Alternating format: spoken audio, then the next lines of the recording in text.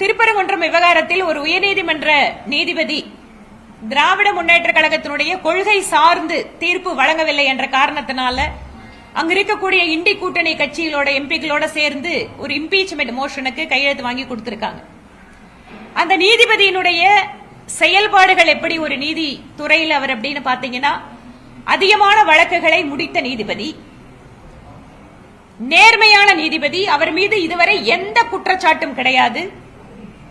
அப்படி இருக்கின்ற எத்தனை நேரம் என்றாலும் அவர் இருந்து கோர்ட்டில் செயல்படக்கூடிய, அதாவது நீதி வழங்கக்கூடிய, கேசுகளை விசாரிக்கக்கூடிய ஒரு நீதிபதி.